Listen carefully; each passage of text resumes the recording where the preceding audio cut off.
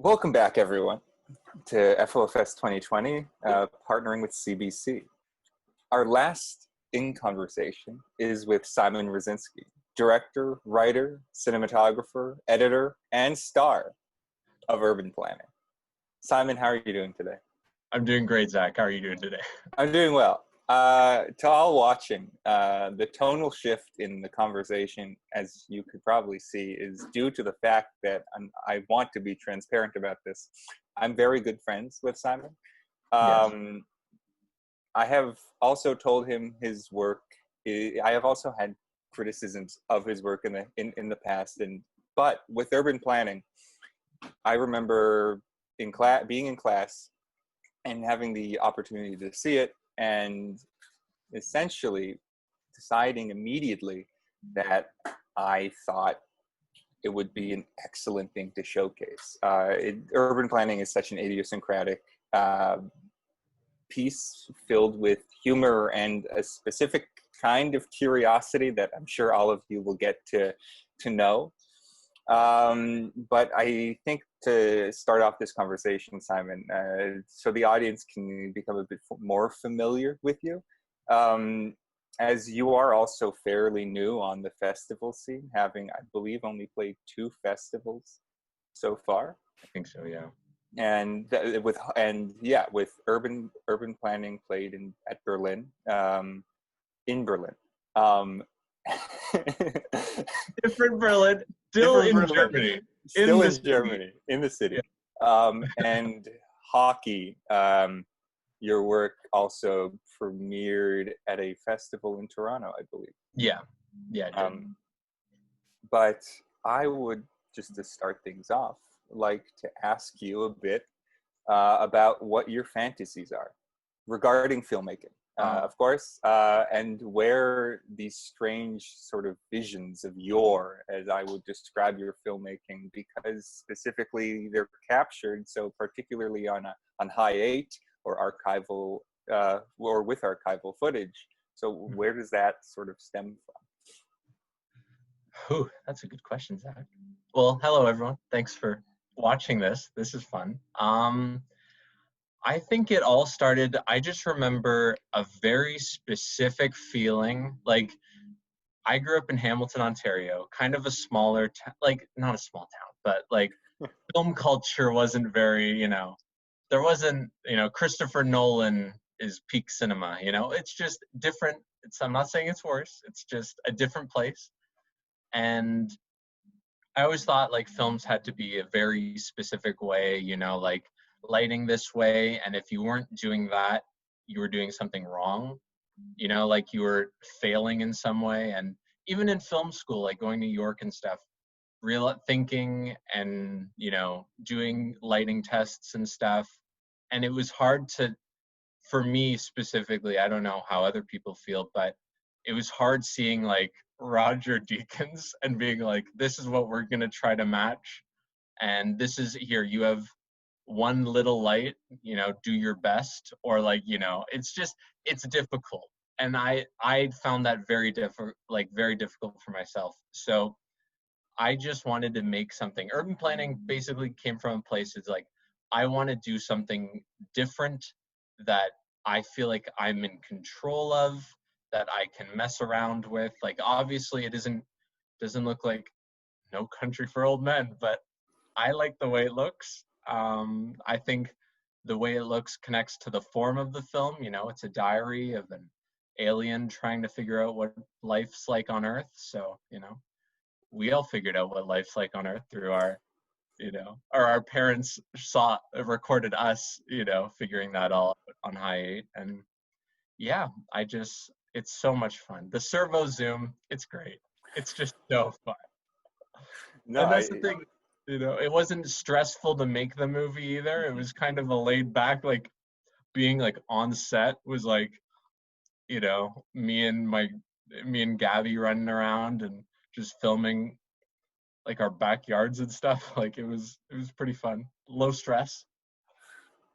Well, no, I appreciate the insight, specifically how you sort of very much contextualize your filmmaking within the specific practice of making sure everything is as relaxed as possible, Yes. and just sort of fitting that into as well your growth. But to speak more towards the content and maybe to even excavate a little bit from you, I'd say, having seen pretty much the majority of your work, if not all of your films, I'd be very adamant in saying that it's a filmography sort of made of deflections, and but where the personal specifically is very formally abstracted into these very, very hyper focused tangents, the tangents relating around subjectivity specifically. In hockey, it is your very elliptical memory, just sort of fluttering through these instants and sort of recollections. In urban planning, obviously, it's the protagonist of a robotically voiced alien who's watching your mother. Is my mom. So obviously, there is a very personal element to your work, though abstracted at an arm's length. I'd like for you to pull us a little closer and just explain a bit. I could do that. I think a lot, like even looking back, like without even realizing it, I realized that I don't know how it happens, but I tend to, my movies seem to be about a specific thing that's never really mentioned. It's not really addressed. Like it's supposed to, like it's in the background, and I hope people can see it. And I'm just trying to like vomit other things at you and hope that if you can build that vomit, into a little snowman, and then the snowman seems to be something, Yeah. That's a weird way to put it. I appreciate the analogy. It's a little, it fits, honestly. Yeah, I think so. And a lot of the tangents come from things I'm thinking about at the time, or, personal anxieties and stuff, or just like memories, a lot of memories, situations I've been in come up. But yeah, I just have a big Google Doc of a bunch of nonsense, and I'll pick little pieces of that sometimes, when it's applicable. And yeah, I forget the question, man. What were you trying to ask? You're talking right now. You're talking again about this sort of technical process of your creation, which is what I wanted to avoid. But I think But I think the idea that you slide into that. Personally, maybe even because it's me knowing you, to a fairly well degree now for I think 4 years, that like by slipping into that, like you're also finding a way to articulate like how it is your mental state is sort of constantly moving, and sort of finding this way to somersault constantly, but every time you somersault you go back on your feet, and if it's, as it feels firm, but there's still more, you still have to roll back on your head again. And it's, I guess that's an interesting process, because personally I cannot even remotely relate to that, so I would not so I would like if you are comfortable to sort of excavate that and just maybe expound on the idea a bit of just like the process of I guess the process specifically, not technically, but how you making your work, you making these works, because even your new work is this very absurdist, found footage, porn, satire, sort of ordeal. And obviously that there's a lot of elements there that, each word you add on to that description seems to distance yourself from it, Yeah. one step at a time. So, but all of these works have a crux of incredible personal anxiety, and the fact that they're coming out in such idiosyncratic ways is very impressive. So, what, like, is the practice therapeutic for you? Is it is it something that you're not even yet sure in? Because I mean, you've only, this is, I believe, Urban Planning is your second or third sort of major finished project. Yeah, basically, yeah. Yeah. So, like, are these things you're even considering at this point, or are you just seeing where you can go? I think it's a little bit of that. I think I feel so unqualified to even talk about myself. Like I don't even know what's going on most of the time. Like that's the thing. Like a week will change and it's like, oh, I'm a completely new person and I have a completely new set of ideas and how I want to do things. But like the actual process for me, it is therapeutic. Like I don't know, I just try to, it helps me understand myself. Like each work, like it helps me, it's interesting going back because a lot of the movies I've been making, they do, like, in some way they're connected to my past. Mm-hmm. And there's, I find looking at them in a new way through the lens of these very bizarre movies, it helps me understand myself in a way that would otherwise, I think, be impossible, or I Yeah, need to pay someone for therapy for.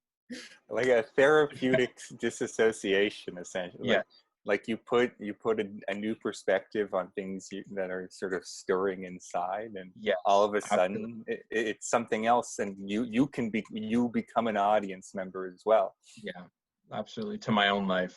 To your Super own fun. life. I I mean, I guess that leads me pretty well into the next question I've written down, which is, I obviously I've mentioned, I know that you're working on a project right now that's, Yeah. of similar ilk to your last two works.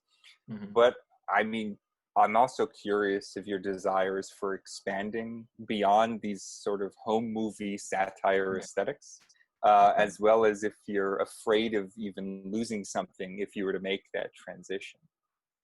It is like I've been working on, again, in my Google Doc, there's a section that says feature ideas. And I think it would be hard to watch what I do for an hour and a half or an hour 45. And Mm.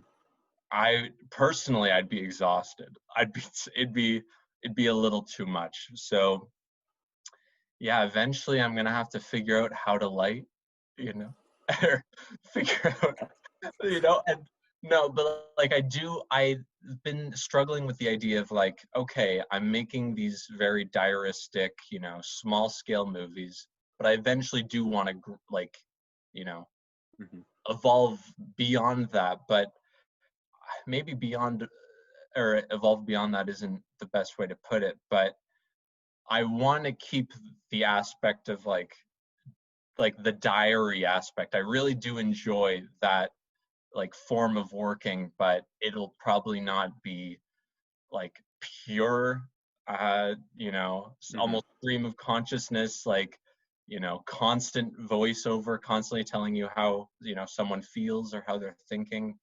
And I want, visuals to eventually be able to speak a little bit more for themselves and, Mm-hmm. try to get the similar feelings through a different way eventually, but it's going to take some time. I mean, because what you're speaking to right now sounds more, concerned with the how to structure, Yeah. and essentially pace. Yeah, Um, for sure.